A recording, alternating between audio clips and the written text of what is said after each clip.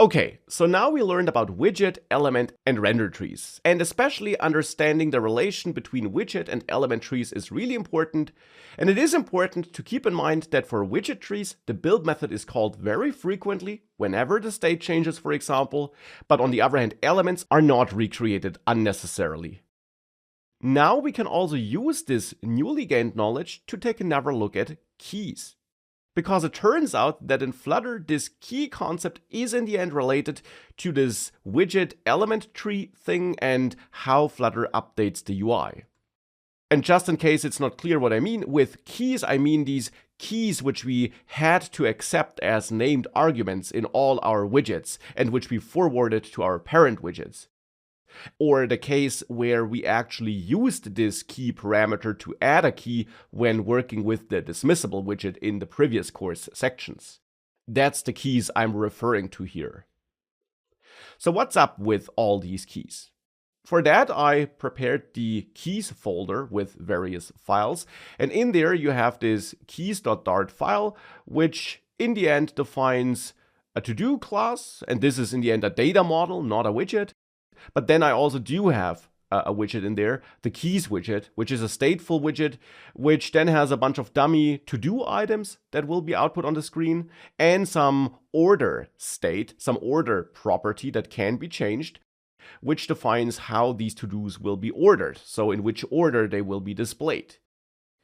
There then is a getter, which uses this order state in the end to sort this list of to-dos using a built-in sort method to, in the end, compare two to-do texts with each other, and compare two will do an alphabetic comparison. And then this sort method in the end makes sure that the list items are sorted accordingly, and we use this order state to determine which items should come first, depending on whether we want to sort ascending or descending.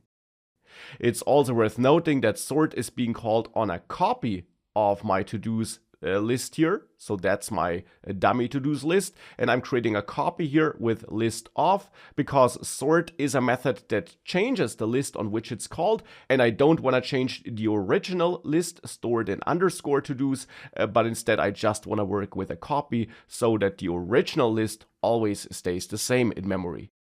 But that's just a side note, and I'll get back to this concept of working with data in memory a little bit later anyways.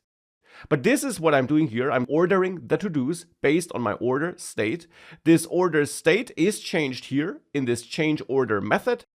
And this change order method is simply triggered whenever this text button here is pressed, or this icon text button here. And you will see this button in just a second. And then down there I have a simple column. We could also use a list view. Here I used a simple column because I don't have many to-dos here. And I output my items here, my to-do items, with that in list for loop syntax, which you also saw before in the course, where I have this for loop without curly braces to tell Dart which items should be added to this list. So that's what's happening here, and here I'm using the ordered to-dos, so the to-dos that take this order into account. And we can now use this keys Dart file in the main Dart file by replacing UI updates demo here with keys. And for this, you also must add an import to package flutter internals, which is my project name here, keys, and then keys.dart. And we can get rid of this import since we're not using UI updates demo anymore. So with that, we're using this widget. And if you now force a reload, you should see this app, and you can click this button to change the order, and you see that indeed the order does change. This item here is always in the middle because alphabetically it's always between the other two, but the other two items do swap the place depending on the order we choose.